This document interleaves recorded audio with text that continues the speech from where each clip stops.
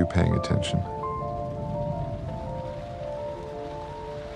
Good. If you're not listening carefully, you will miss things. Important things.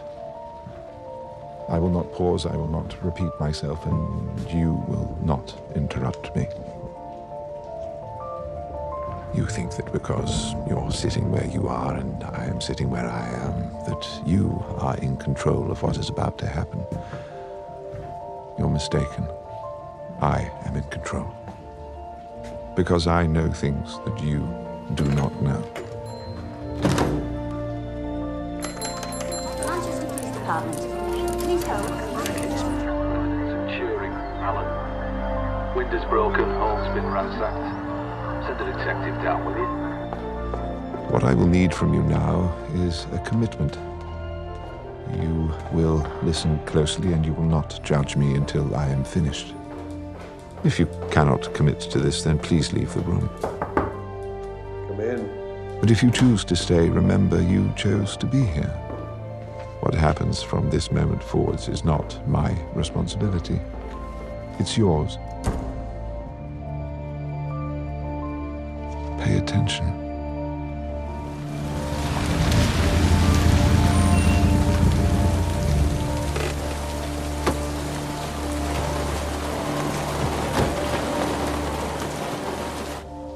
What's all this then? Turing, Alan, Professor at King's. Seems there's been a burglary. Oh, what of? Well, that's just it. Nothing missing, really. What's he doing in Manchester? Something with machines.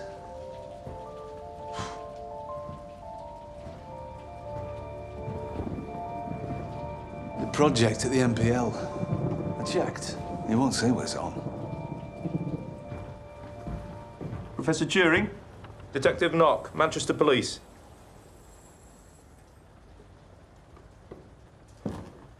Sergeant Starley tells me he had a burglary last night. Professor Turing. Take a step back and don't breathe heavily. Breathe? Undiluted cyanide. It wouldn't take more than a thimbleful to kill you. Ah. Disappointing. Pardon? I had hoped for a bit more. Sergeant Starl, is it just me, or do you get the sense that we're being insulted? Last night, you had a break-in. Your neighbour, Mr. Springborn, called to report the noise. He said there was quite a ruckus. Only, you say nothing was taken. It's odd. So how about you tell us what happened, and we'll find the chap who did this. Gentlemen, I don't believe that you could find the chap that did this if he walked up to you and spat in your face. What I could use right now is not a bobby, but a really good cleaning lady. So unless one of you has an apron in your car, I suggest you file your reports and leave me alone. As you say, Professor Turing. Best of luck with your cyanide. Give me a quid if you can name me a more insufferable sod. Seemed a bit forced, though, didn't it? Don't know what you mean. Well, if you didn't want a pair of bobbies digging around in your personal affairs, that would have been a stellar way to make sure they don't. Tell me you don't think this is suspicious. I don't think this is suspicious. A mysterious professor who won't admit he's had something stolen from his house. I think Alan Turing's hiding something.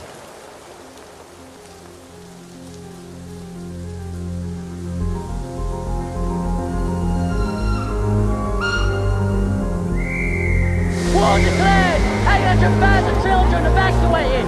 German bombs on their way! Get your papers here, fresh off the press! War declared! 800,000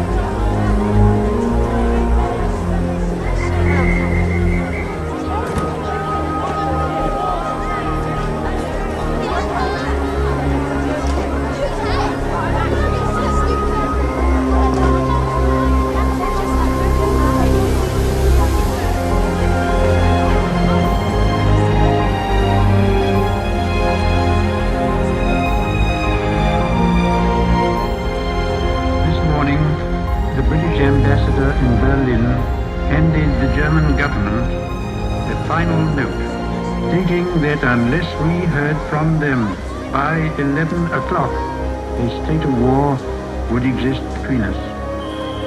I have to tell you now that no such undertaking has been received, and that consequently this country is at war with Germany.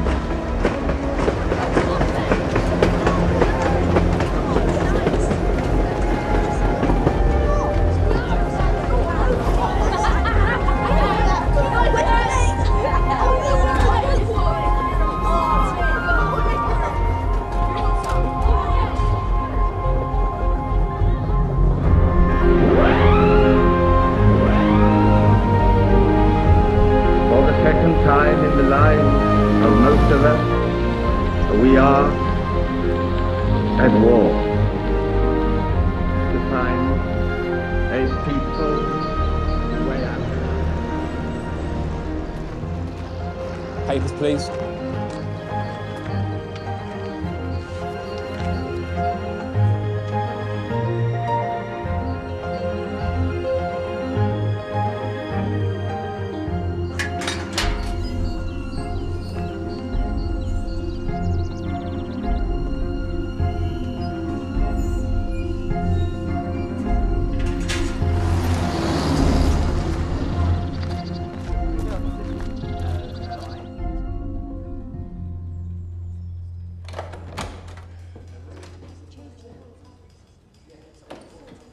What are you doing here? Oh, the lady told me to wait. In my office. She told you to help yourself to tea while you were here? No, she didn't. She obviously didn't tell you what a joke was then either, I gather. Was she supposed to? Who are you? Alan Turing. Ah, Turing. Yeah. A mathematician. Correct. However could I have guessed? Well, you didn't. You just read it on that piece of paper. King's College, Cambridge. Now, it says here you were a bit of a prodigy in the maths department. Well, I'm not sure I can evaluate that, Mr. How old are you, Mr. Turing? 27. And how old were you when you became a fellow at Cambridge? 24. And how old were you when you published this paper that has a title I can barely understand? 23. Then you don't think that qualifies you as a certified prodigy? Well, Newton discovered binomial theorem age 22. Einstein wrote 4 papers that changed the world by the age of 26. As far as I can tell, I've barely made par. My God, you're serious. Would you prefer I made a joke? Oh, I don't think you know what those are. Hardly seems fair that that's a requirement for employment here, Mr. Commander Denniston, Royal Navy. All right, Mr. Turing, I'll bite. Why do you wish to work for His Majesty's government? Oh, I don't really. Are you a bleeding pacifist? I'm agnostic about violence. But you do realize that 600 miles away from London, there's this nasty little chap called Hitler who wants to engulf Europe in tyranny. Politics isn't really my area of expertise. Really? Well, I believe you've just set the record for the shortest job interview in British military history. Oh, Mother says I can be off-putting sometimes on account of being one of the best mathematicians in the world. In the world? Oh, yes. Do you know how many people I've rejected for this program? No. Well, that's right, because we're a top-secret program.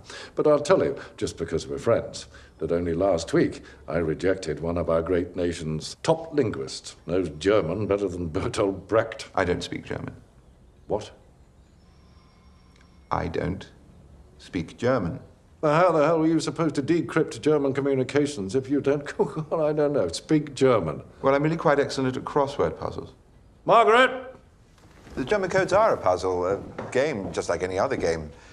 Margaret! I'm really very good at games, puzzles, and this is the most difficult puzzle in the world. Margaret!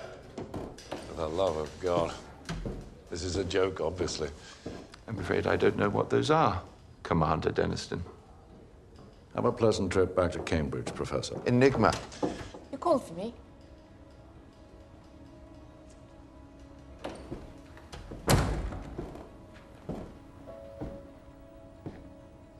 What you're doing here, the top secret program at Bletchley, you're trying to break the German Enigma machine.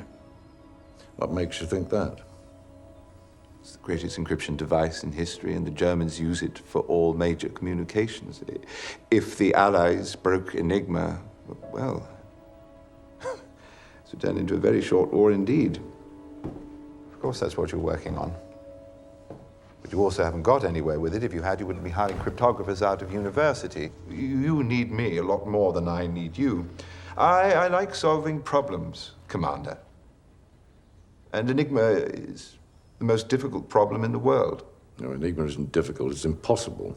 The Americans, the Russians, the French, the Germans, everyone thinks Enigma is unbreakable. Good. Let me try, and we'll know for sure, won't we? Welcome to Enigma.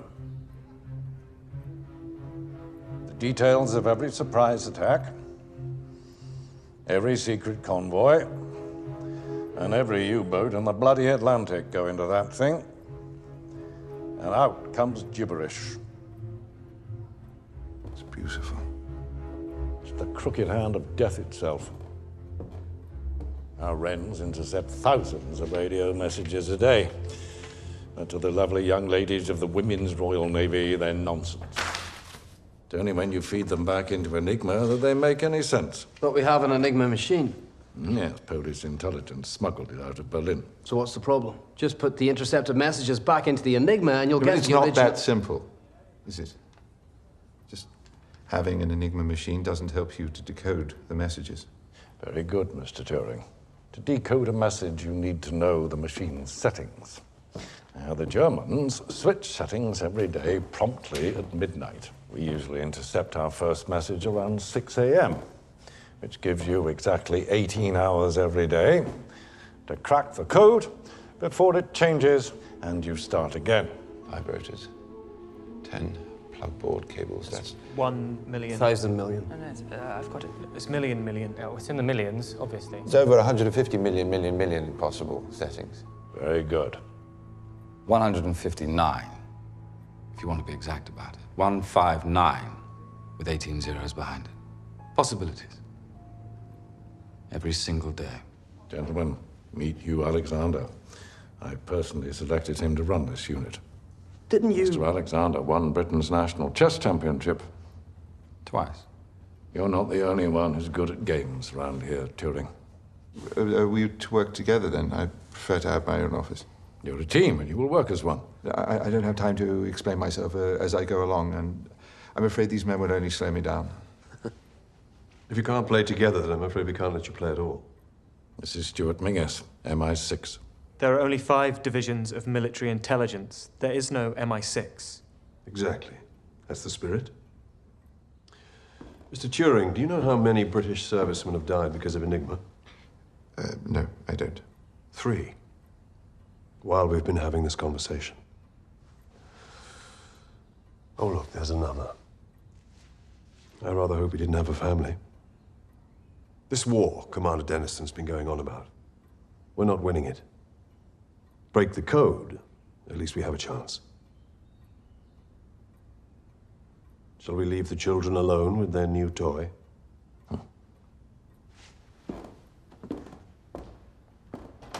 All right, gentlemen. Let's play. The game was quite a simple one.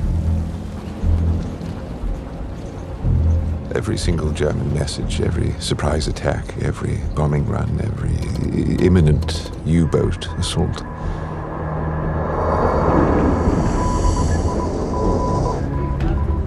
They were all floating through the air.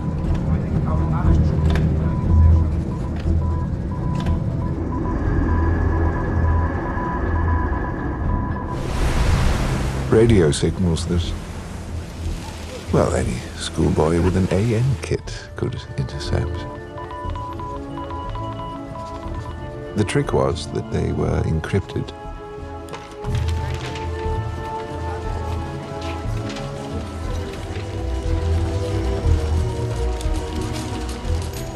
Uh, 159 million possible Enigma settings.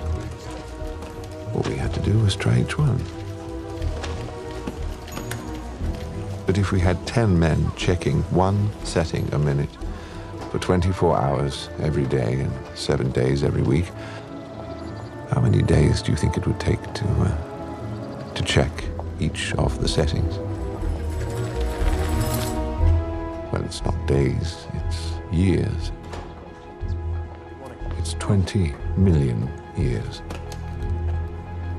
To stop a coming attack, we would have to check 20 million years worth of settings in 20 minutes.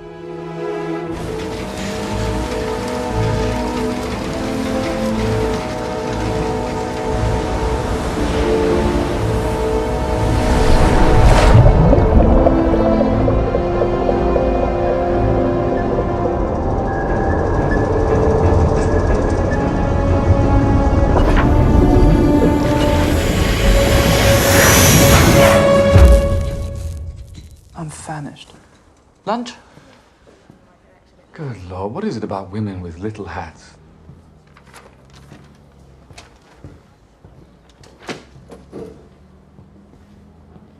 The boys, we're going to get some lunch. Alan? Yes? I said we're going to get some lunch. Alan? Yes? Can you hear me? Yes. I said we're off to get some lunch. This is starting to get a little bit repetitive. What is? I had asked if you wanted to come to lunch with us. No, you didn't. You said you were going to get some lunch. Have I offended you in some way? Why would you think that? Would you like to come to lunch with us? What time's lunchtime? Christ, Alan, it's a bleeding sandwich. What is? Lunch. Oh, I don't like sandwiches. Never mind. You know, to pull off this irascible genius routine, one actually has to be a genius, Alan. And yet we're the ones making progress here, aren't we? You are? Yes, we are. We have decrypted a number of German messages by analyzing the frequency of letter distribution. Oh, even a broken clock is right twice a day. That's not progress, that's just blind luck. I'm designing a machine that will allow us to break every message, every day, instantly. Who's hungry? Let's go. I'm hungry. What? Peter asked who was hungry. Can I have some soup, please?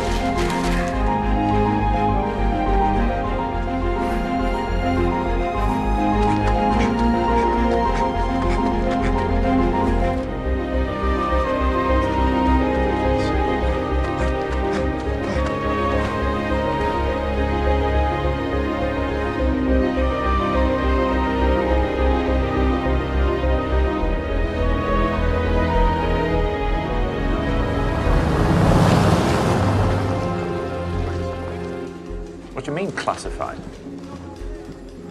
No, I'm aware of the literal meaning of the word classified. What I'm asking is, why would a maths professor have his military records classified? Yeah, well, I will come down.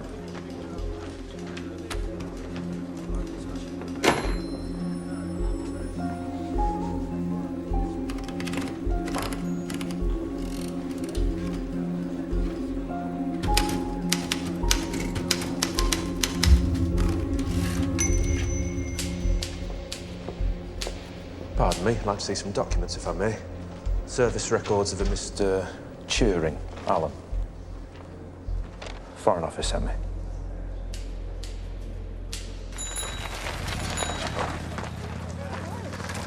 This is unacceptable. If you wish to discuss the complaint, I suggest to make a proper appointment. Alexander, complaint? No, Hugh Alexander has denied my requisition for parts and equipment that I need to build the machine I've designed. Your fellow codebreakers are refusing to work with you, and they've filed a formal complaint. It is inspired by an old Polish code machine, only this one is infinitely more advanced. If you don't respond to the complaint, I shall have to take it up with the Home Office. Put those files by my desk. Fine, my response is they're all idiots. Fire them and use the savings to fund my machine. I only need about £100,000. 100,000? Why are you building a machine? It's highly technical. You wouldn't understand. I suggest you make the effort to try. Enigma is an extremely well-designed machine. Our problem is that we're only using men to try to beat it. Now, what if only a machine can defeat another machine? Well, that's not very technical. Hugh Alexander is in charge of your unit. He said no, and that is that. I simply don't have time for this. Have you ever won a war, Turing? I have. Do you know how it's done? Order, discipline, chain of command. You're not at university any longer. You are a very small cog in a very large system, and you will do as your commanding officer instructs. Who is your commanding officer? Winston Churchill, number 10 Downing Street, London, SW1. You have a problem with my decision, you can take it up with him.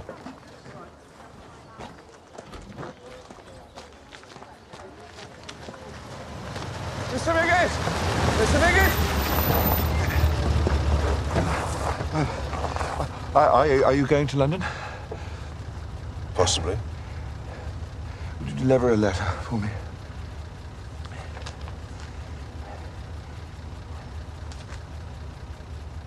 Look, I'm sorry, but are you joking?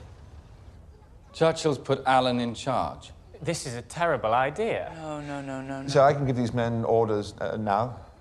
I hate to say it, but yes. Excellent. Keith and Charles are both fired. Excuse me? What? You're mediocre linguists and positively poor codebreakers. Alan, you can't just fire Keith and Charles. Well, he just said I could. No, I did no such thing. But Churchill did.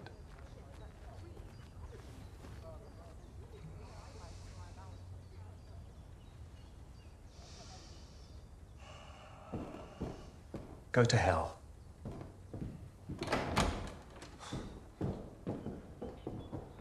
Well, this is inhuman. Even for you.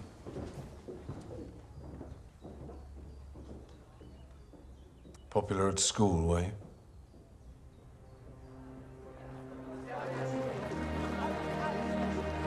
The problem began, of course, with the carrots. The carrots are orange. The peas are green. And they mustn't touch.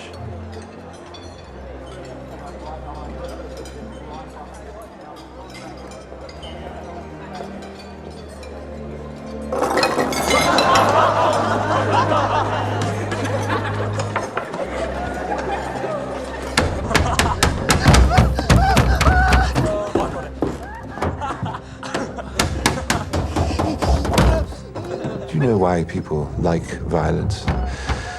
It is because it feels good. Humans find violence deeply satisfying. But remove the satisfaction, and the act becomes hollow.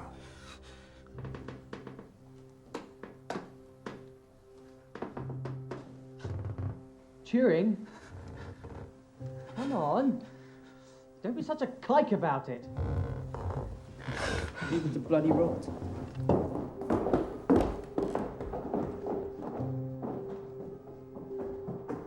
I didn't learn this on my own, of course. I had help. Christopher helped. Alan, are you all right?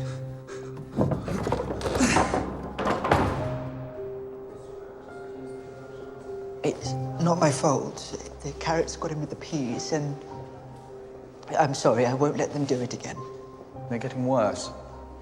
They only beat me up because I'm smarter than they are. No, they beat you up because you're different. Mother says I'm just an odd duck. And she's right. But, you know, Alan, sometimes it's the very people who no one imagines anything of who do the things no one can imagine.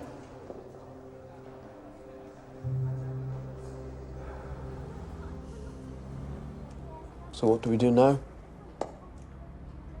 We're short on staff. Well, we get more staff then. And how do you propose to do that?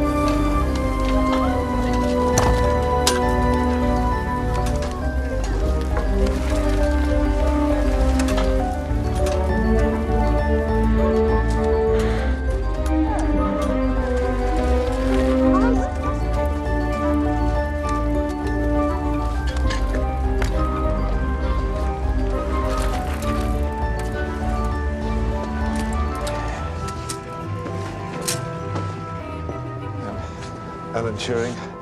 See Stuart Mingus. Very good, sir. So who are they? All sorts, really. A teacher, an engineer, a handful of students. And you think they're qualified for Bletchley because they're good at crossword puzzles? Well, they say they're good, and now we shall find out, won't we? In order to aid your efforts, there is to the right of you a green scratch card book. You are to make notes in that. Gentlemen, you have 6 minutes in which to complete the puzzle, at which point I will... Pardon, Mum, this room's restricted. Oh, apologies for my tardiness. The bus caught a flat tire. May I continue, please? Thank you. You're not allowed in here, Mum. Oh, but I'm only a few minutes late and... The secretaries are to head upstairs. This room's for the candidates. May I get on with this now, please? I am a candidate. For what position? The letter didn't say precisely. Yes, those secretaries are to head upstairs. It did say that it was top secret. What is going on? I solved a crossword puzzle in the newspaper, and I got this letter saying that I was a candidate for some sort of mysterious job. My name's Joan Clark. Miss, did you really solve this puzzle yourself? What makes you think I couldn't solve the puzzle myself? I'm really very Mum, good at... I'll have to ask you to... Miss Clark, I find tardiness under any circumstance unacceptable. Take a seat so that we may continue.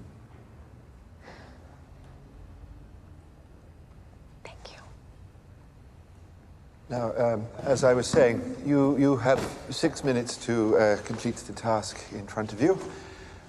Gentleman and lady, begin.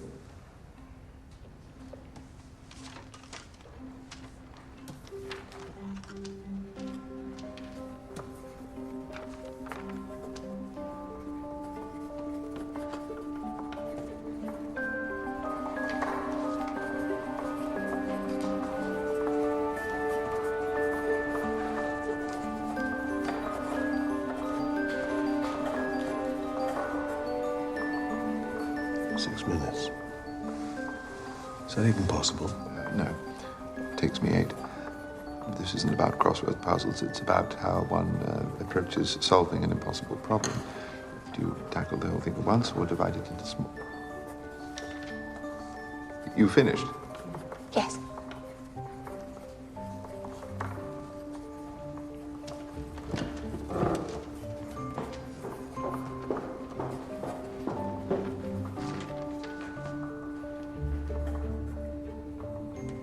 Five minutes and 34 seconds. You said to do it in under 6. Congratulations. My warmest welcome to His Majesty's service. If you speak a word of what I'm about to show you, you will be executed for high treason. You will lie to your friends, your family, and everyone you meet about what it is you really do. And what is it that we're really doing? We're going to break an unbreakable Nazi code and win the war. Oh.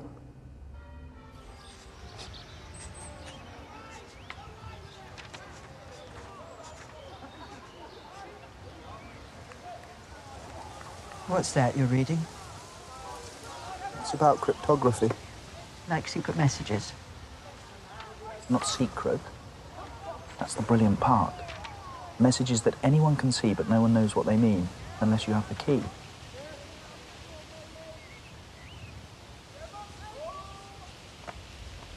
How's that different from talking?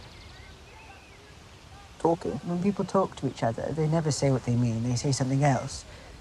And we're expected to just know what they mean. Only I never do. How's that different? Alan, I have a funny feeling you're going to be very good at this.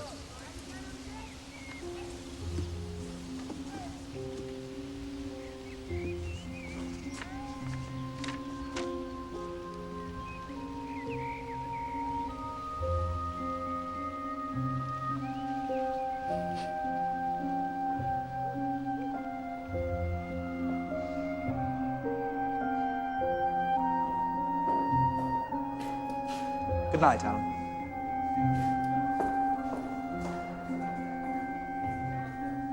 Good night.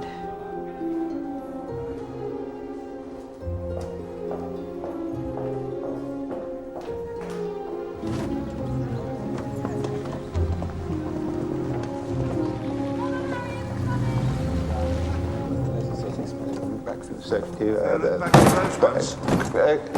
Careful, will you? It's not a toy. Funny. Looks like a toy. Bloody great £100,000, man. Your new minions arrived. Jack, good. Where's Miss Clark? Lovely, isn't he? It's not just a usual humdrum production mill factory. I mean, well, as I was saying, it's a very important radio factory.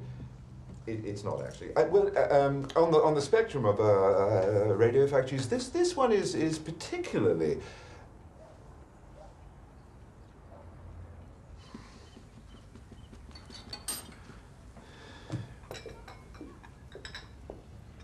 Why you were not at Bletchley?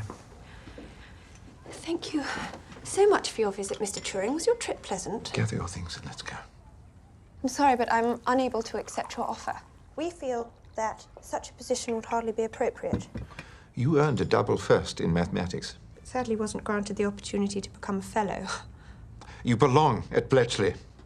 I'm sorry, but for someone in my position to live to work in a radio factory, so far from home, with all your men, it would be indecorous. What in the world does that even mean?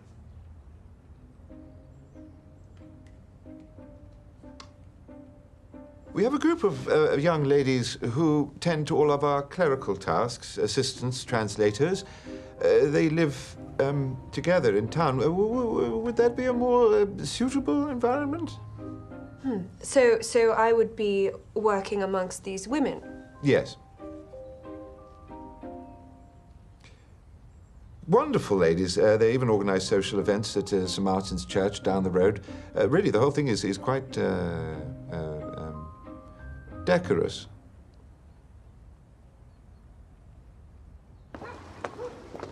Oh, you don't have proper security clearance, of course, so we'll have to improvise things a bit. Why are you helping me? Because there is only one thing that matters in this entire world right now, do you understand? And that is breaking Enigma. But Mr. Turing, why are you helping me? Oh. Sometimes it's the very people who no one imagines anything of who do the things that no one can imagine.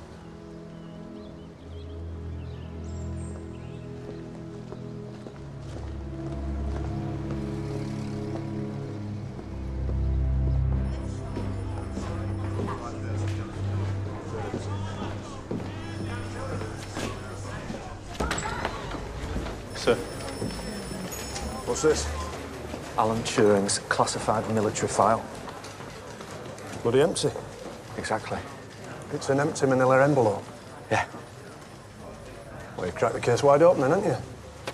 Alan Turing's war records aren't just classified, they're non-existent. That means someone's got rid of them, erased them, burnt them. And that same person broke into his house and stole nothing. Guy Burgess and Donald McLean. The spies from the papers? The Soviet spies. But first they were professors, weren't they? Radicalised at Cambridge, then they joined the Communist Party, then Foreign Office, then leaked information to Stalin during the war. Now, can you think of anyone else we know who was at Cambridge, then took up something murky and top secret when the war broke out? You think this Alan Turing might be a Soviet agent? I think something very serious is happening right here under our noses. Wouldn't you like to find out what it is?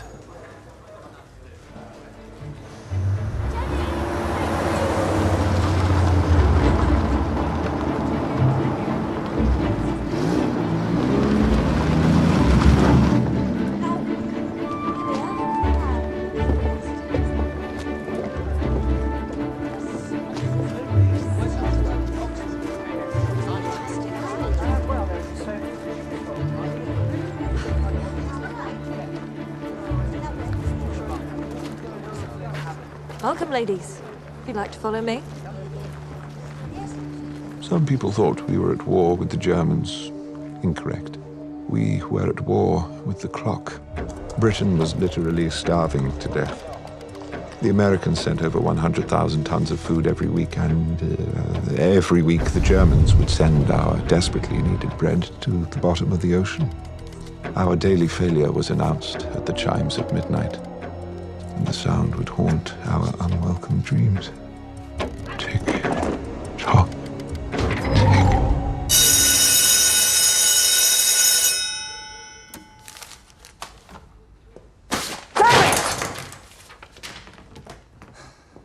What just happened? Midnight.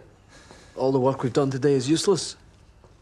Oh, but don't worry. We have a few hours before tomorrow's messages start flooding in, and we start all over again. From scratch. I'm so sick of this. 4 hours rewiring his plug board matrix, 3 hours yesterday on rotor positions. Don't go over there. Look, John, no. If this job wasn't already impossible before, it bloody well is now. You don't.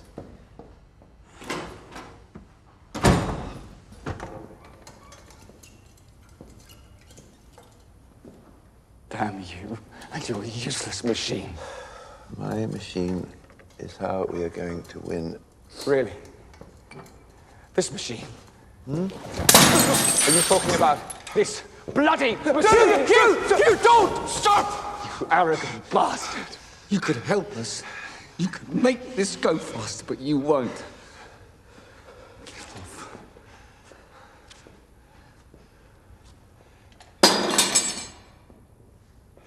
He's right, Alan. There are actual soldiers out there trying to win an actual war. My brother protects food convoys in the Navy. My cousins fly RAF patrols. All my friends, they're all making a difference while we just while away our days producing nothing. Because of you.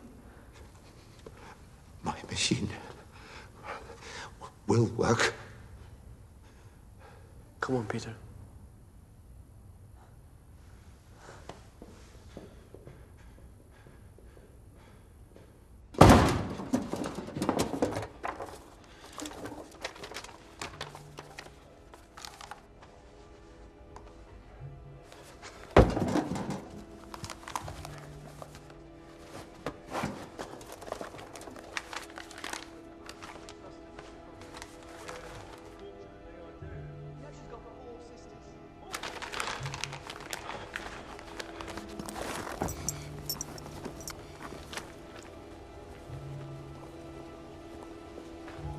Okay.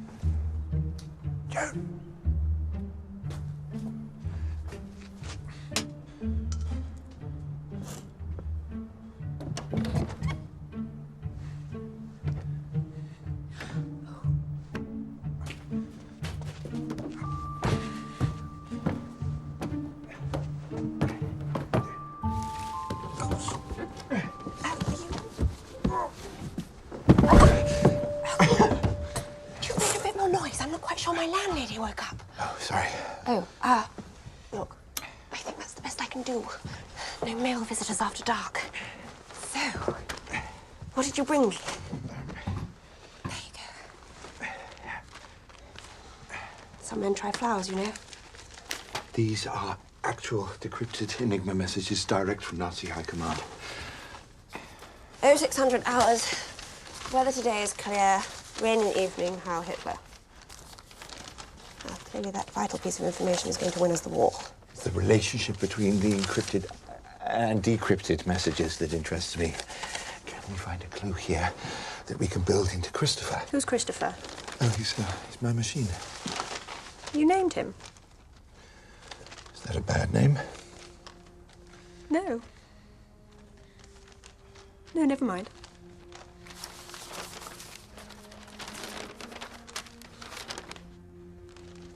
You're trying to build your universal machine? I read your paper at university. Is it already being taught? No, I was precocious. So, you theorized a machine that could solve any problem. It didn't just do one thing, it did everything. It wasn't just programmable, it was reprogrammable. Is that your idea behind Christopher? Well, human brains can compute large sums very quickly. Even Hugh can do that, but I want Christopher to be smarter. To make a calculation and then to determine what to do next. Like a person does. Think of it. An electrical brain. A digital computer. Digital computer?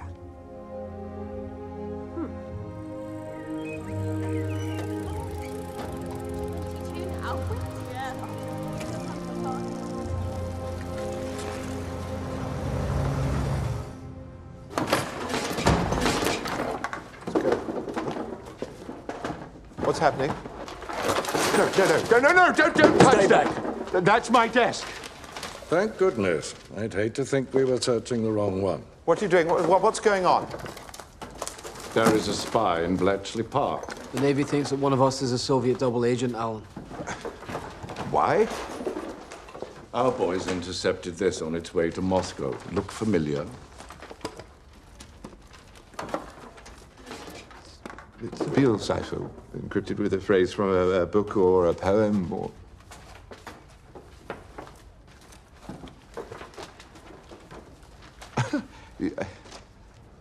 You don't seriously think I did this, do you? Double agents are such bastards. Isolated loners, no attachments to friends or family, arrogant. Know anybody like that?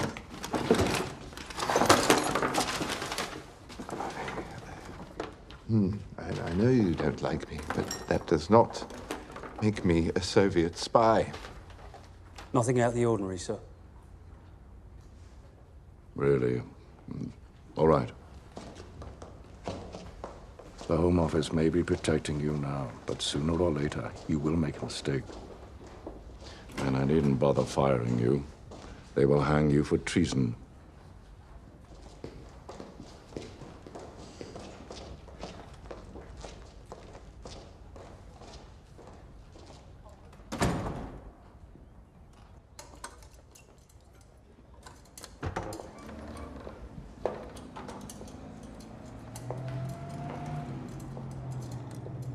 Hello.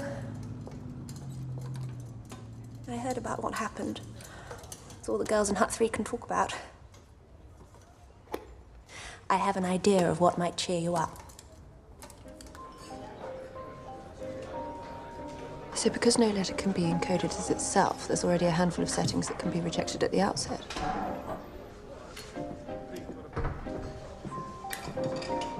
Is that your team? Yes. Should we say hello? No. Hello? I told you not to do that. Alan? Hugh, hello. Didn't know you drank. Doesn't really. He just sort of sips at the foam. Well, I'll let you into a little secret, Miss... Clark. Miss Clark. Please. Foam's my favourite part, too. Is it really? Come and join us for a drink. We'll be there in a moment. Miss Clark.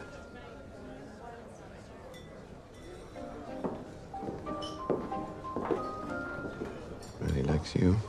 Yes. You got him to like you. Yes. Why? Because I'm a woman in a man's job, and I don't have the luxury of being an arse. Alan, it doesn't matter how smart you are. Enigma is always smarter. If you really want to solve your puzzle, then you're going to need all the help you can get. And they are not going to help you if they do not like you.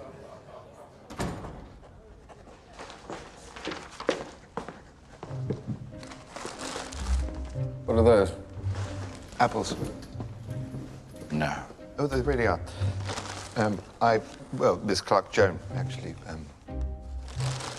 said that it would be nice if I was to bring you all something. So here we are. Thank you. I like apples. My best to Miss Clark. There are two people in a wood, and they run into a bear. The first person gets down on his knees to pray. The second person starts lacing up his boots. The first person asks the second person, "My dear friend, what are you doing? You can't outrun a bear." To which the second person responds, "I don't have to. I only have to outrun you."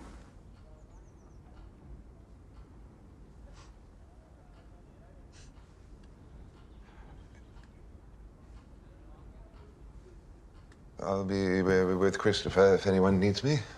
If we assume that the square root of 2 is a rational number, then we can say that the square root of 2 is a over b, where a and b are whole numbers, and b is not 0. Mr. Cheering, passing notes, are we? No, sir.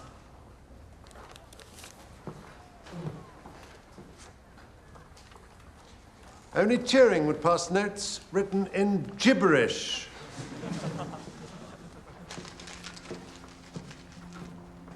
All right, gentlemen, do not forget your algebra over the break. Have a pleasant holiday, and we'll resume your irrationals when you return.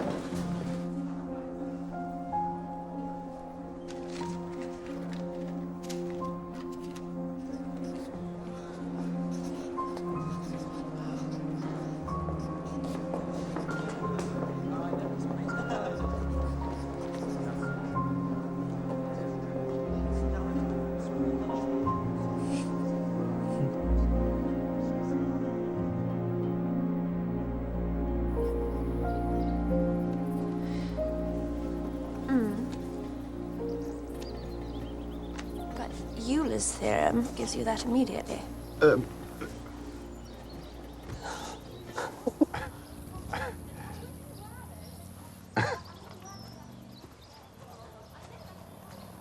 Yeah, look at this. If you run the wires across the plug bore matrix diagonally, it will eliminate rotor positions 500 times faster. That's actually not an entirely terrible idea. I think that was Alan for thank you. That's my sandwich. You don't like sandwiches?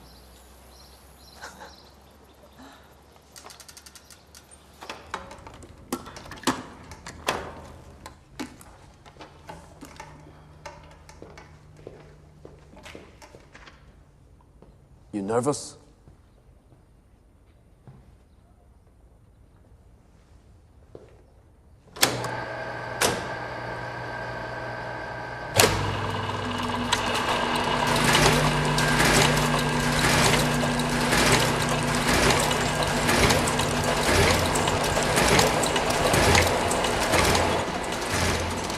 What happens now? It should work out the day's Enigma settings.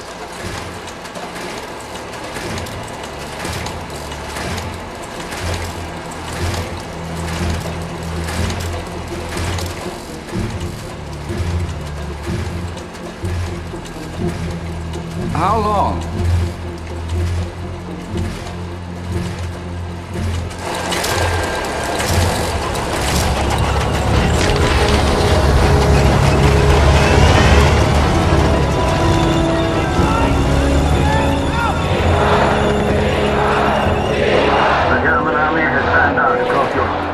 From Poland to Serbia, Lithuania to Denmark, Norway to France, the Nazi flag now flies from more than 24 national capitals. Their campaign mounts in fury as a free Europe crumbles.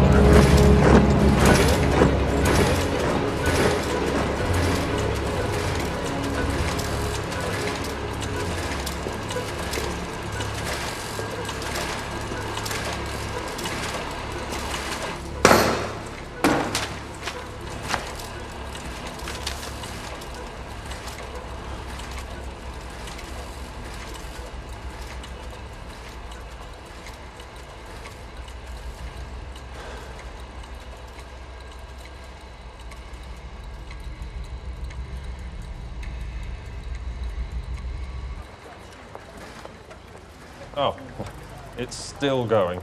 Good morning, sir. Morning, Margaret. Gears keep spinning on and on. Rotors on and on. It's endless. With no result in sight. No.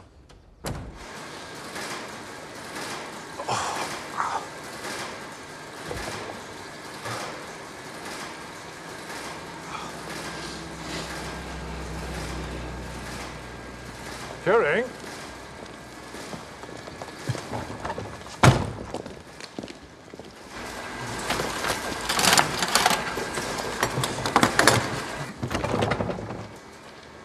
Turing, open the bloody door.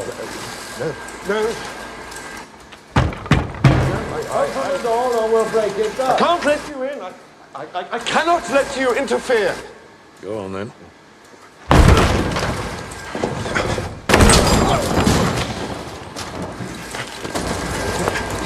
Turn that thing off. No. Don't, please. Please. Please, please. No. No. Well then, it seems that your great big expensive machine doesn't work. It does. Wonderful. So you've broken Enigma then? It was just still working. This is my associate from the Home Office. See, £100,000 is rather a lot of money. And he's here to see what you have to show for it. You will never understand the importance of what I am creating here. Have you decrypted any German messages? A single one? Can you point to anything at all that you've achieved? Your funding is up, and our patience has expired. It's with such great pleasure that I am finally able to say this. Alan Turing, you're fired. Please escort Mr. Turing from the premises. No. I beg your pardon?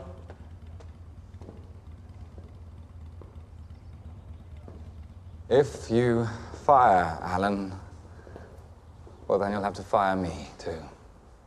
What on earth are you saying? Trust me when I tell you there is no one who would rather say this less than I do, but he's right. Alan is right. His machine can work, and it's probably the best chance that we've got. God, it's beyond belief. If you fire them, you'll have to fire me too. And me. We're the best cryptographic minds in Britain. Are you going to fire us all? Commander, at least give us some more time. 6 months, and if the machine doesn't produce any results that we need, then we'll go back to doing things the old way. How about that?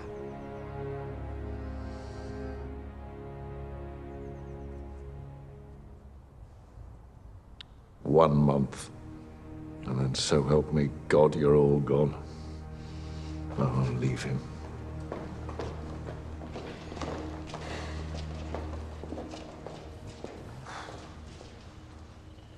Thank you. You're welcome. Oh, and Alan, your machine. It better bloody work.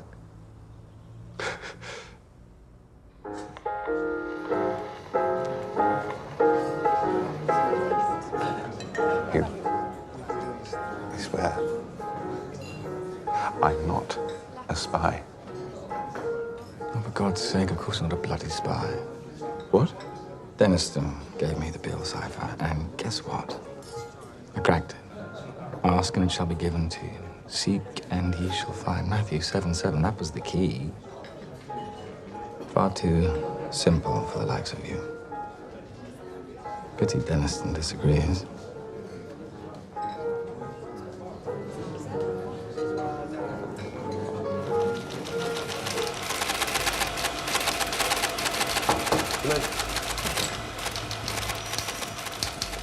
Sir, I think I got Turing. I tailed into a pub last night when he met a bloke. They exchanged an envelope. So, I followed this other fella, pick him up, give him a good shake. He's a pufter. He confessed. What? The man admitted it.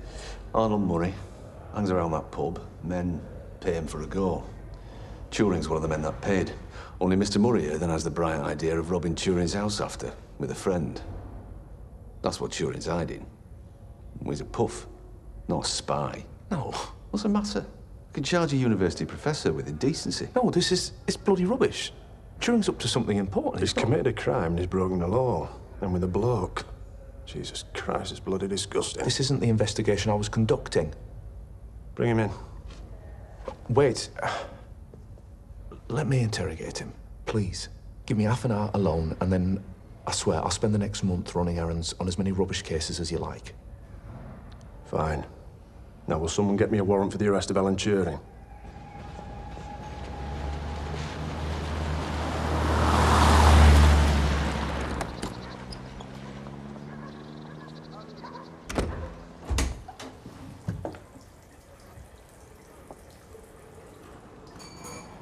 Alan? Christopher's simply not moving fast enough. We should talk. And even with the diagonal board, he's still not eliminating settings as quickly as we need him to in order to be able to support. You just walked in. No. No, Bletchley. What? It's my parents. I'm 25, I'm unmarried, I'm living alone, and they want me home. It's ridiculous. It's my parents. You can't leave. I won't let you. I'll miss you. That's what a normal person might say in this situation. I don't care what is normal. What am I supposed to do, Alan? I will not give up my parents. You have an opportunity here to make some actual use of your life. And end up like you, no thanks. I'm sorry you're lonely. But Enigma will not save you. Can you decipher that, you fragile narcissist? Or would you like me to go and fetch your precious Christopher to help?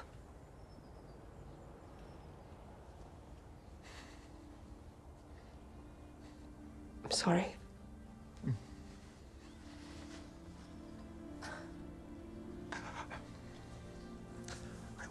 I want you to stay because I like you. I like talking to you. I like talking to you too, Alan.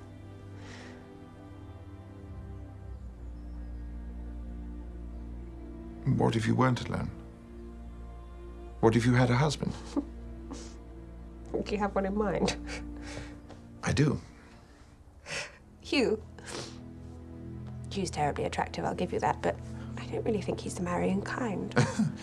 No, I wasn't thinking of Hugh. Poor Peter. Peter's so quiet.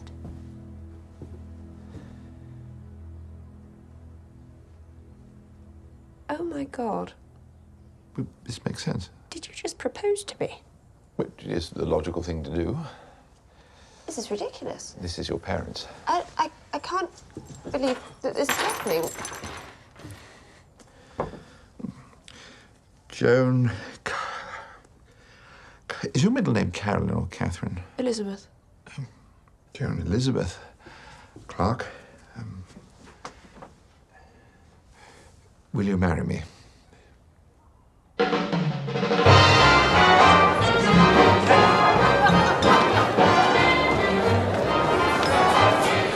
It's beautiful. I know it isn't ordinary, but whoever loved ordinary? She had it in both hands. And she looked up at me with her doe eyes and said, "Am I supposed to put that in my mouth?" And I said, "Yes. You know, the French way." So she pops it in, clamps her lips around it, and starts humming the bloody Marseillaise. Come and have a dance. No. You can dance with your fiancé anytime you like. Right now, this moment, my turn.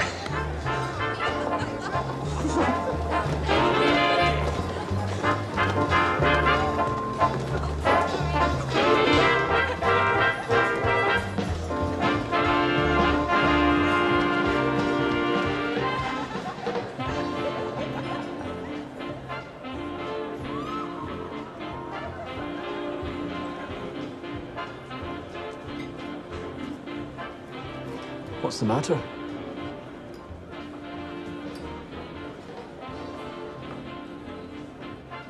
What if...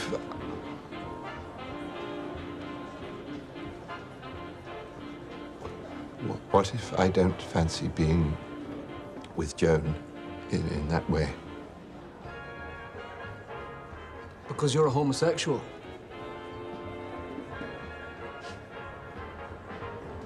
I suspected. Should I tell her that I've had affairs with men? You know, in my admittedly limited experience, women tend to be a bit touchy about accidentally marrying homosexuals. Perhaps not spreading this information about might be in your best interest. I care for her, I truly do.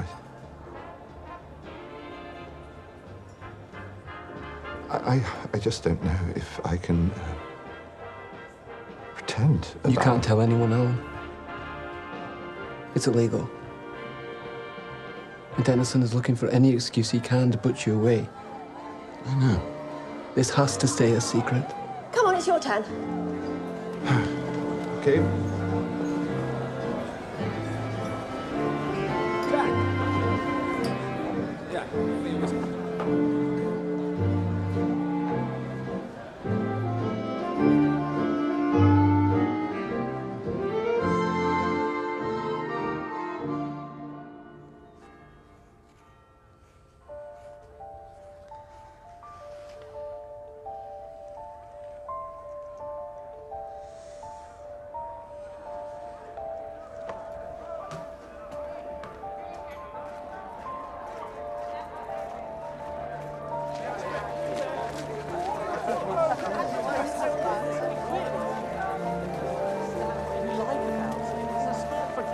It's not a sport for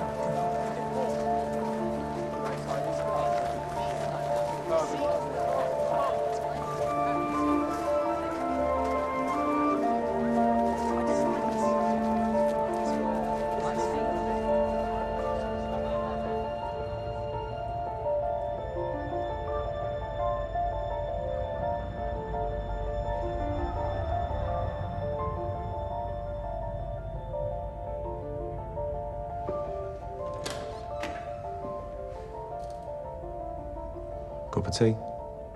No, thank you.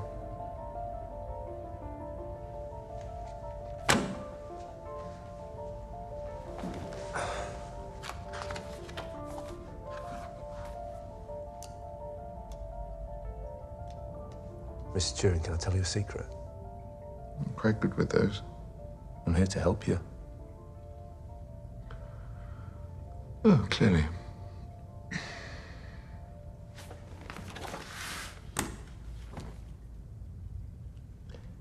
Can machines think?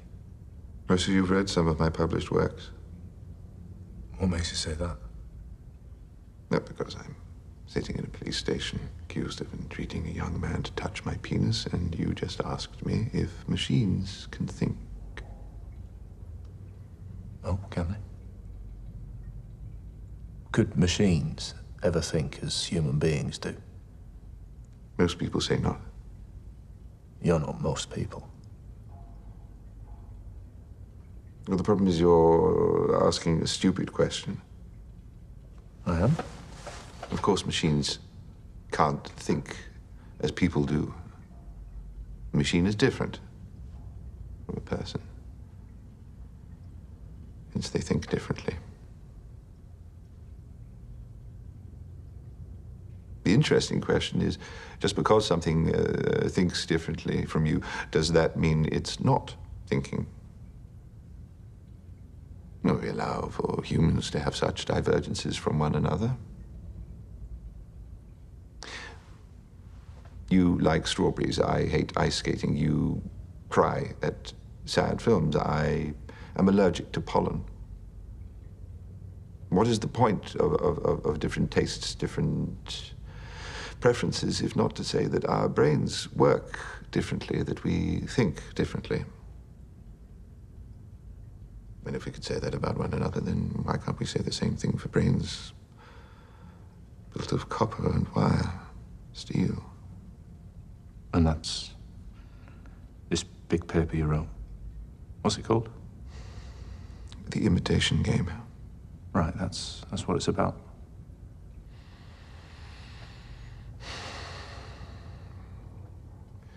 Would you like to play? Play? It's a game. A test of sorts. For determining whether something is a machine or a human being. How do I play?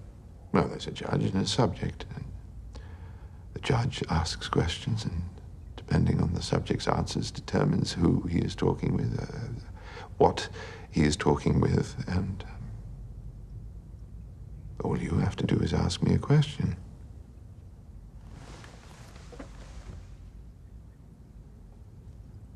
What did you do during the war?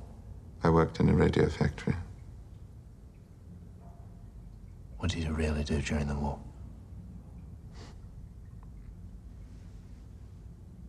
Are you paying attention?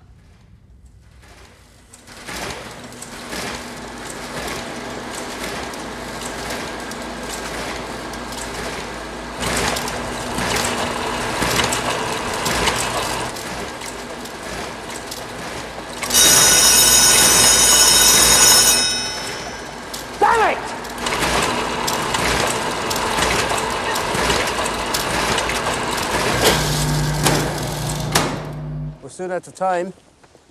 Our month. So that's it then, is it? Oh, the trouble is it doesn't matter how much we improve it. The machine's never going to be able to process 159 million possibilities in time. It's just bloody hopeless. It's searching. It's just... It doesn't know what it's searching for. It knew what the messages were going to say. If we knew what the messages were going to say, we wouldn't have to decrypt them at all. I'd never take prayers away. Who's Alan's friend? Hugh. He's a bit of a cad, actually. So my type, then. Well, I'll introduce you. No. He'll come over. You sure? Yes. I smiled at him 15 minutes ago and haven't looked back since. Who's that with Joan? Helen works with her. She's really pretty. She wants me to come over.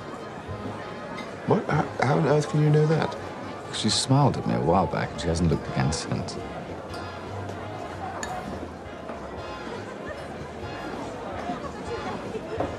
Got it.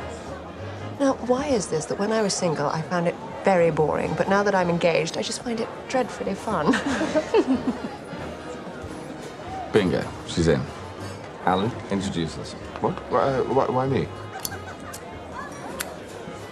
Because there's nothing like a friend's engagement to make a woman want to do something she'll later regret with the fiancé's better-looking chum. Let's go.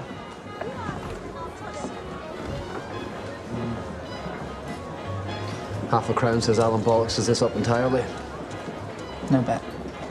Alan Turing has a theory. He has many. He believes that the regulations against men and women working side by side are sound because such proximity will necessarily lead to romance. What? No, I don't. However, I disagree. You do? Yeah. I think that if I were working beside a woman all day long, I could appreciate her abilities and intellect without taking her to bed. I'm sorry, have we met? I don't recall, but let's assume we haven't. Helen Stewart, Hugh Alexander. So who do you agree with, Alan or myself? Well, Alan, of course. I'm very flattered, really, but I don't think that... Rubbish. Well, I work beside a man every day, and I can't help but have developed a bit of a crush on him. Well, who is this man, so I can kick his ass? Well, there's no need to worry. It's been chased. We've never even met. He's a German. Now I really want to kill him. How do you mean you work alongside a German? Well, each of us intercepts messages from a specific German radio tower. So we have a counterpart on the other side who's tip-tapping out the messages. Everyone types a touch differently, so you get to know the rhythm of your counterpart. Strangely intimate. I feel as if I know him so well. It's a pity he has a girlfriend, but that's why I disagree with you, Mr. Alexander. Because I'm in love with a co-worker of sorts, and we've never even met.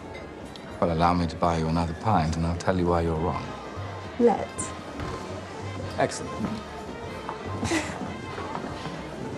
Excellent. Pints and a really slow gin. In case you were wondering, that's what flirting looks like. Helen? Really, no cigarette? Yes, Alan? Why do you think your German counterpart has a girlfriend? It's just a stupid joke, don't worry. No. Tell me. Well, each of his messages begins with the same 5 letters. C-I-L-L-Y. So I suspect that Silly must be the name of Fizzamore. It's impossible. The Germans are instructed to use 5 random letters at the start of every message. Well, this bloke doesn't. Love will make a man do strange things, I suppose. In this case, love just lost Germany the whole bloody war. Go, Peter. Sorry.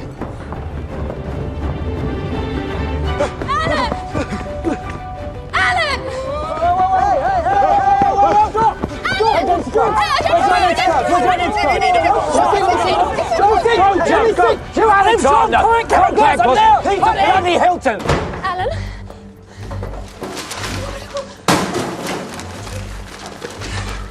Well, what if Christopher doesn't have to search through all of the settings? What if he only has to search through ones that produce words we already know will be in the message? Repeated words, predictable words. Exactly. Look, like this one. 0600 hours, weather today is clear, rain in the evening, Heil Hitler. Oh, that's it. Exactly. They send a weather report every day at 6 a.m. So that's 3 words we know will be in every 6 a.m. message. Weather, obviously, and Heil bloody Hitler. Heil bloody Hitler. Here's the 6 o'clock message from this morning.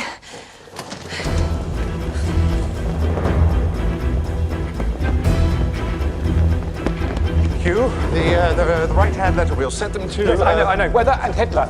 Peter, John, Yes. run voltages through those letters through the back scramblers. Okay, so we'll use the loops. Yes, Joan, what was the last 6 a.m. message? L. L. H. H. W. W. A. Q. Done.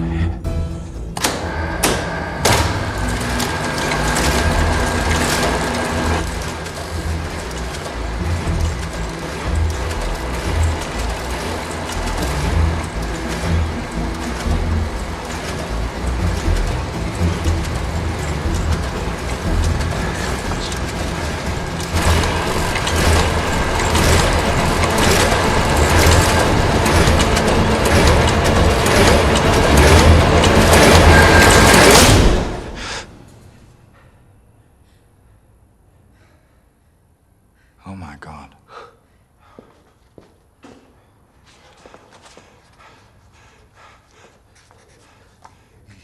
What happened? Did it work? Alan? Alan! I need a new message. The latest intercept.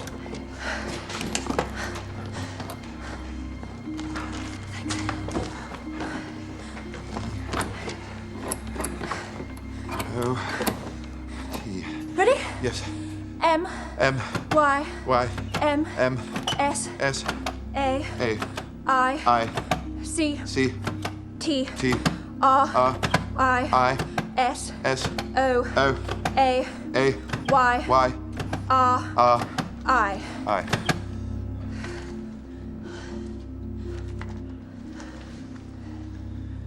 Okay, Miss Jaguar, ist Aufpunkt is directed to 53 degrees 24 minutes north and Aufpunkt 1 degree west. Klar.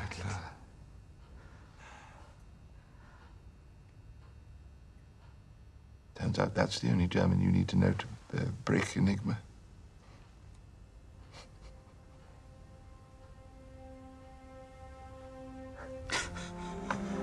Yes!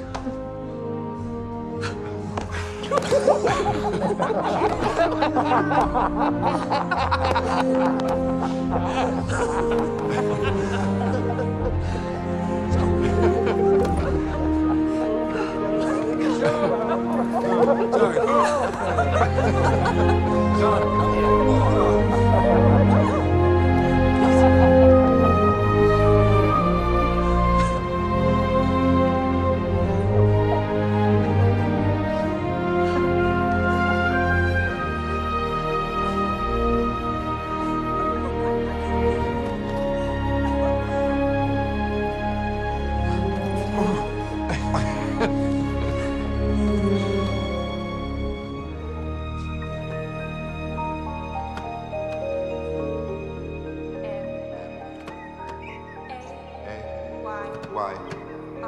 I. T. R. O. A. H. Q.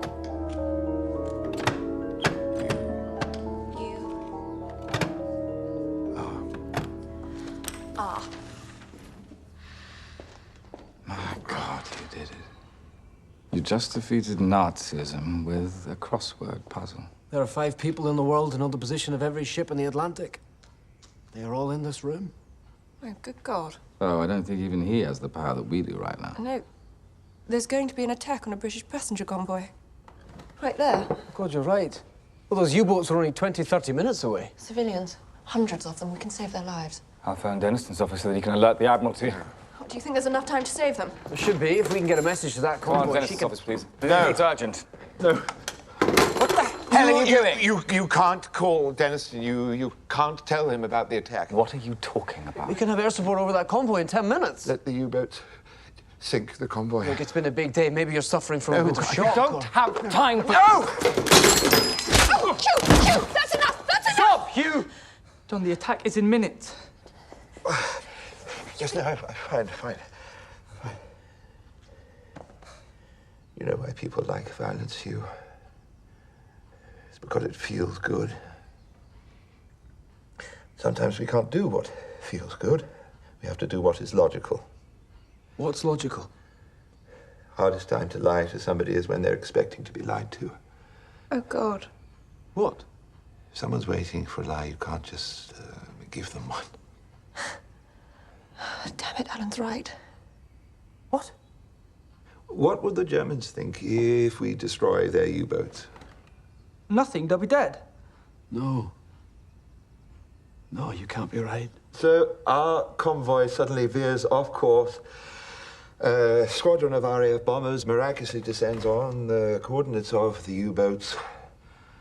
What will the Germans think?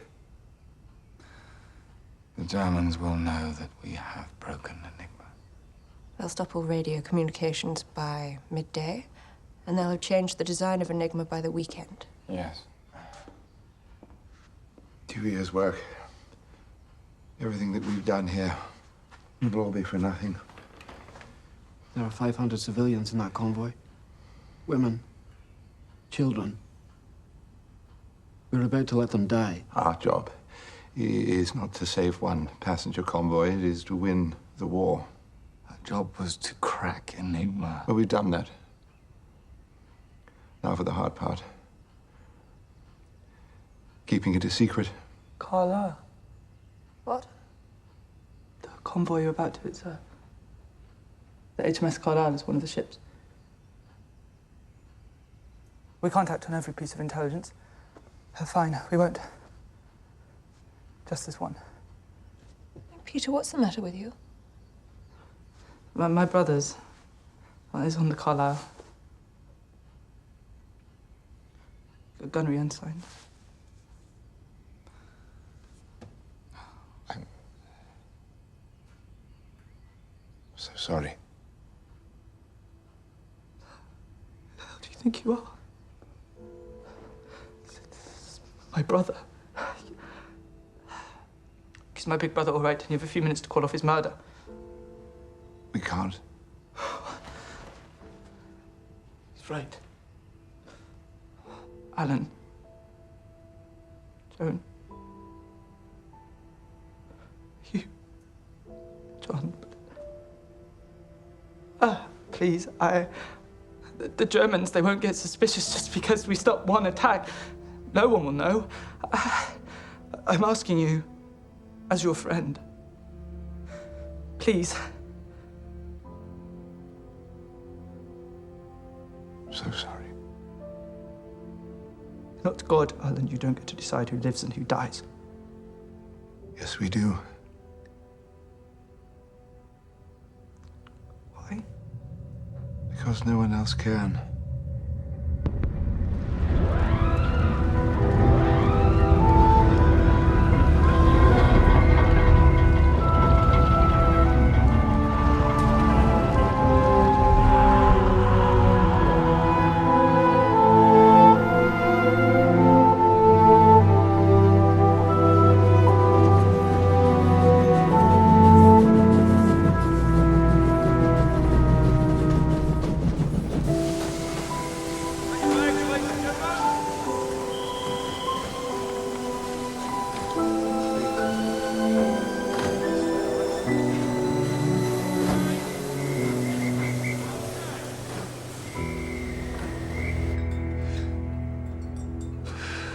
Why are you telling me this?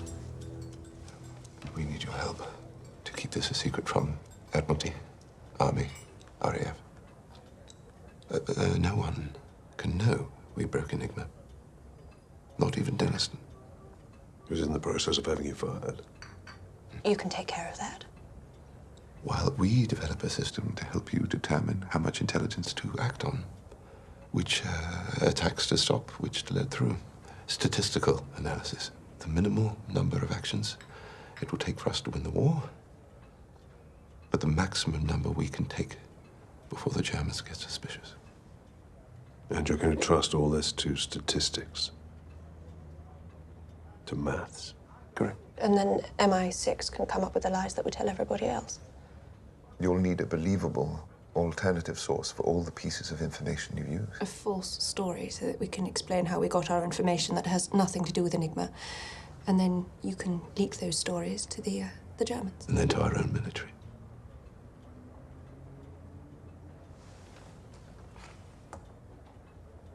Maintain a conspiracy of lies at the highest levels of government.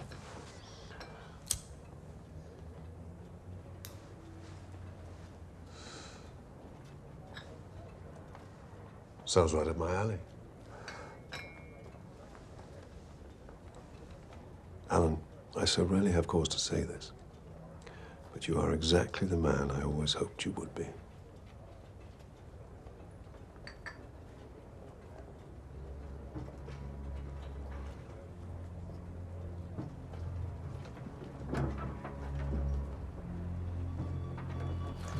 They codenamed it Ultra.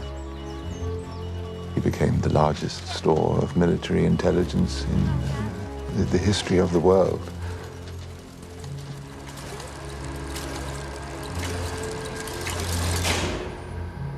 It was like having a tap on Himmler's intercom.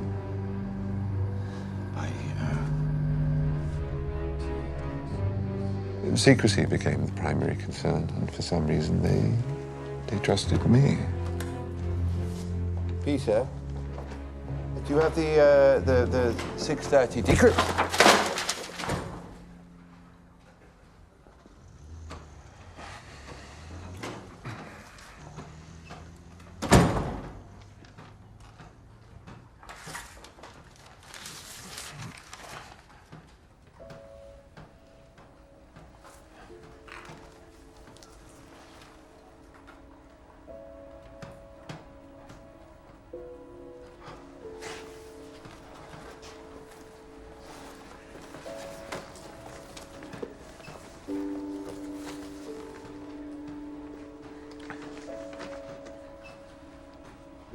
original cipher, encrypted with a phrase from a book or... Ask and it will be given you. Seek and you will find. Matthew 7:7, that was the key. Peter will come around eventually.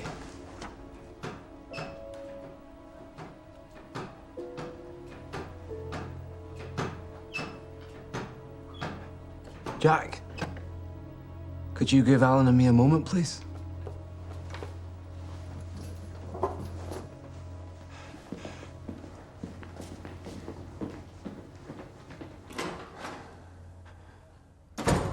The Soviets and us, we're on the same side. What I'm doing will help Britain. I have to tell Deniston. No, you don't. Because if you tell him my secret, I'll tell him yours. Do you know what they do to homosexuals? You'll never be able to work again, never be able to teach. Your precious machine. I doubt you'll ever see him again.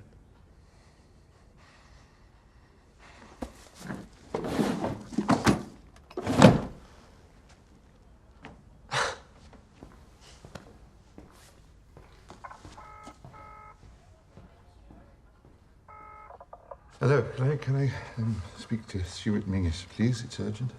One moment, please. Hello, Mingies.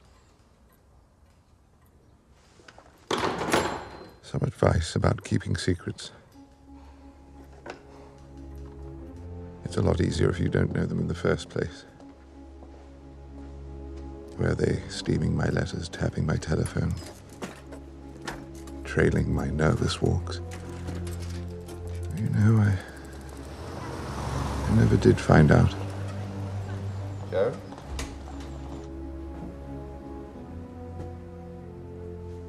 Joe? What's...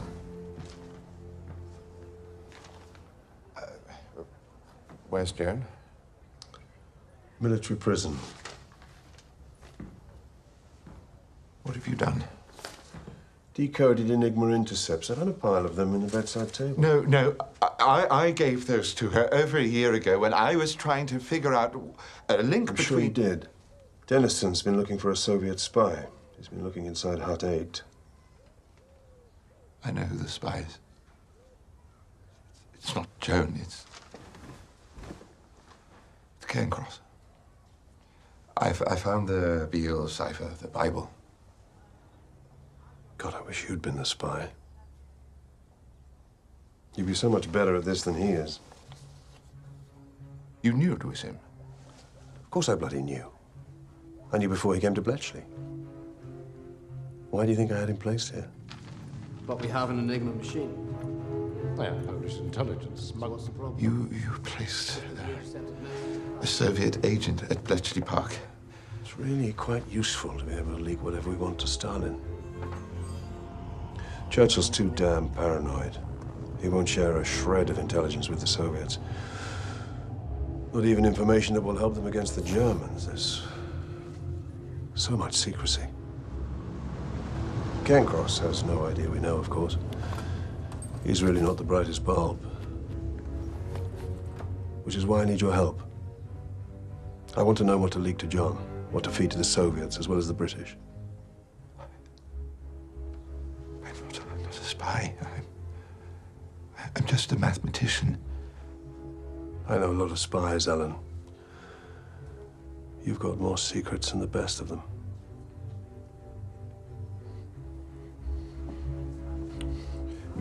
You have to promise me that you will release Joan. Yes, Joan's at the market. She's going to be back in an hour. I lied. I'd better hold on to these. If anybody finds out about them, prison will be the least of our worries. Oh, Alan. We're going to have such a wonderful war together.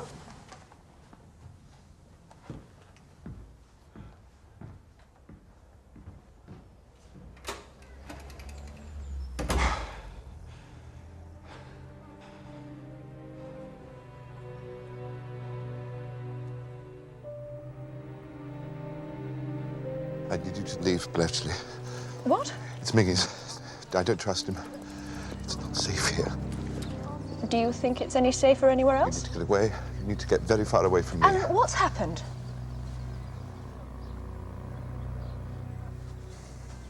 We can't be engaged anymore. Your parents need to take you back and find you a husband elsewhere. What's wrong with you? I have something to tell you. I'm a homosexual. All right. No, men, Joan. Not women. So what? I just... So what? I had my suspicions, I always did. But we're not like other people. We love each other in our own way, and we can have the life together that we want. No, you won't be the perfect husband. I can promise you I harbour no intention of being the perfect wife. I'll not be fixing your lamb all day while you come home from the office. I'll work. You'll work. And we'll have each other's company. We'll have each other's minds. That sounds like a better marriage than most. Because I care for you. And you care for me. And we understand one another more than anyone else ever has. I don't. What? Care for you. I never did. I just needed you to break enigma. No, I've done that now, so you can go.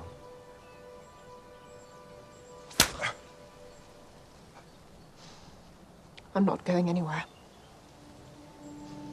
I've spent entirely too much of my life worried about what you think of me, or what my parents think of me, or the boys in Hut 8 or the girls in Hut 3, and you know what? I'm done. This is the most important work I will ever do, and no one is going to stop me. Least of all you. Do you know what? They were right. Peter, Hugh, John. You really are a monster.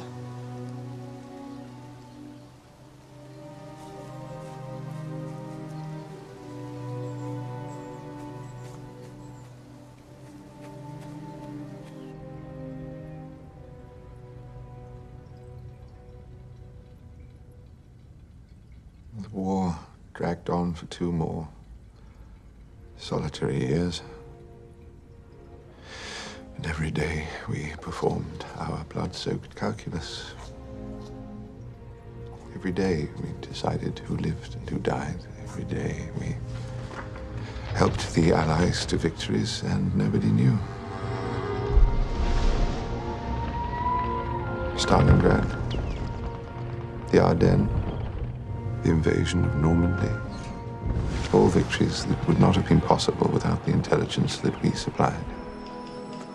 When people talk about the war as this epic battle between civilizations, freedom versus tyranny, democracy versus Nazism, armies of millions bleeding into the ground, fleets of ships weighing down the oceans, planes dropping bombs from the sky until they obliterated the sun itself. The war wasn't like that for us. For us, it was just half a dozen crossword enthusiasts in a tiny village in the south of England. Your victory. Victory of the cause of freedom is every day. This is a solemn but glorious hour. I wish that Franklin D. Roosevelt had lived to see this day. Was I God? No, because God didn't win the war. We did.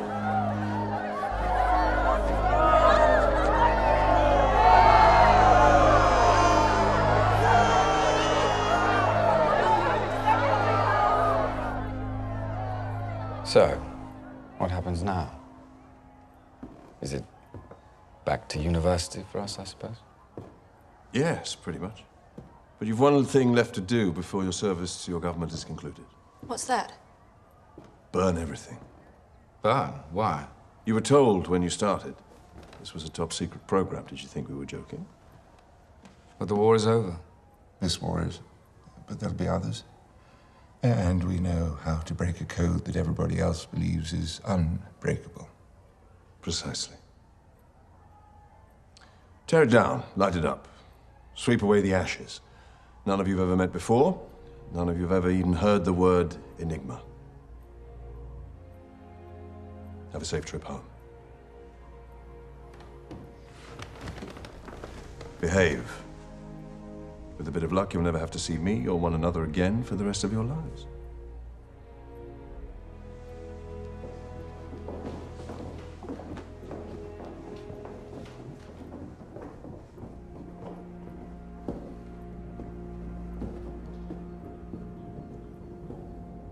That's unbelievable. Now, detective, you get to judge. So tell me, what am I? Am I a machine? Am I a person? Am I a war hero? Am I a criminal? I can't judge you. Well then, you're no help to me at all. Come in.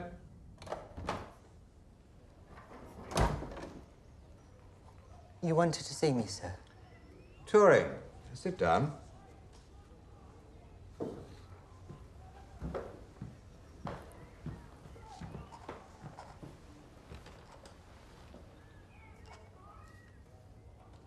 Is something the matter? You and Christopher Morecambe are quite close. I wouldn't say that. Well, your mathematics teacher says the two of you are positively inseparable. We're the best students in the class. He caught you passing notes the other day. Cryptography, to pass the time. The class is too simple. You and your friends solve maths problems during maths class because the maths class is too dull. He's not my friend. Well, I'm told he's your only friend. You said that? Something's come up concerning Morecambe. Why am I here? Christopher is dead.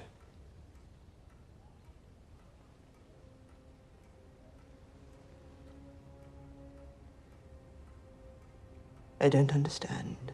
His mother sent word this morning. The family were on holiday, you see.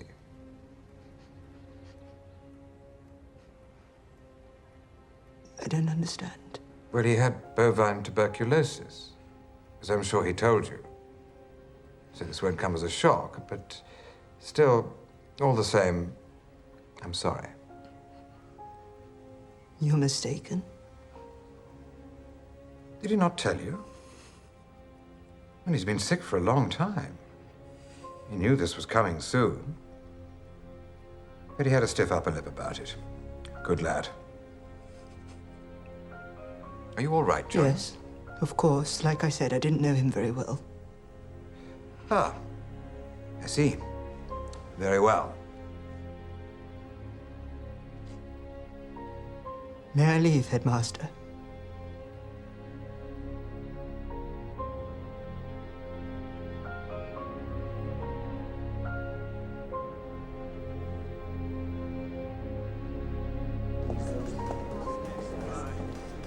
Congratulations, sir.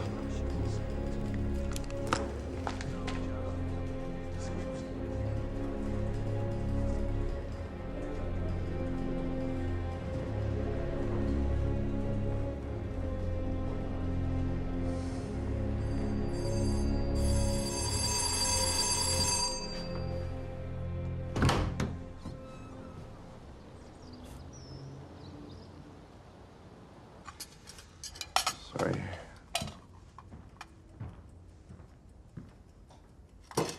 I would have come. I would have testified.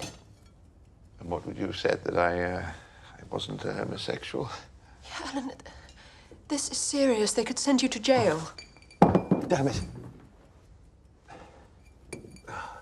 Your hands, you're twitching. No, I'm not. Alan. It's the medication. The medication?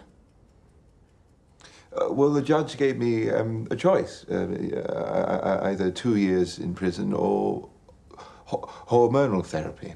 Oh, my God. Oh, my God. Yes, that's right. It's chemical castration. To cure me of my homosexual predilections. And of course I chose that. I mean, I couldn't work in prison and... All right. Now, I'm going to speak to your doctors. I'm going to speak to your lawyers. No, I'm fine. Please let me help No, you. I don't need your help, thank you. Alan, you do not have to do this alone. I'm not alone. Never have been.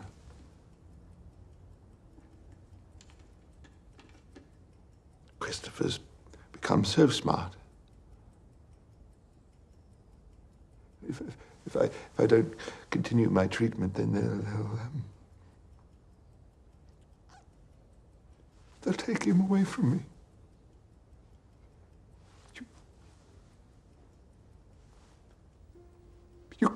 You can't let them do that. You can't. You can't let them leave me alone.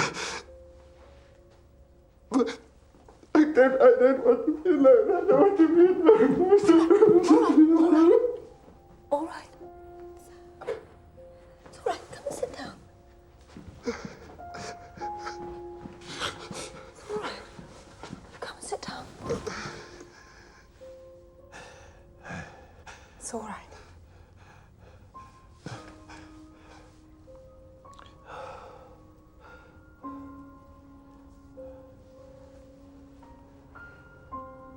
Oh, well,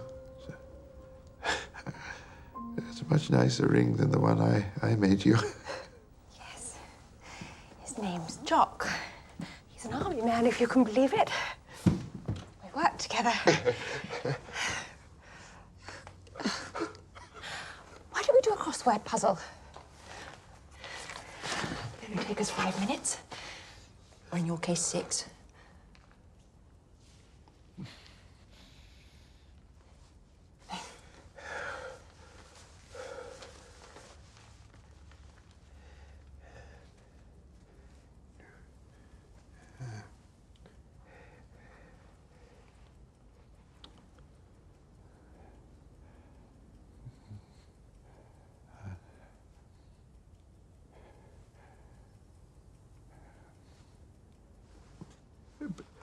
Perhaps later. Yes, of course.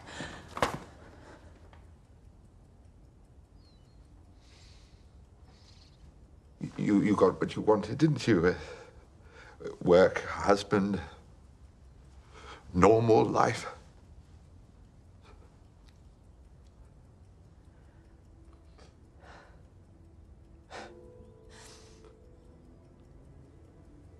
No one normal could have done that.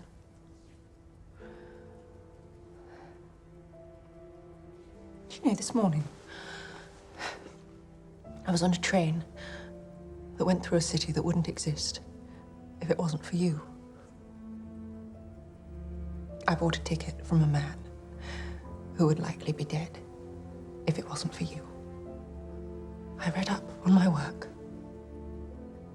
A whole field of scientific inquiry that only exists because of you. Now, if you wish you could have been normal, I can promise you I do not. The world is an infinitely better place, precisely because you weren't. Do you really think that? I think that sometimes it is the people who no one imagines anything of who do the things that no one can imagine.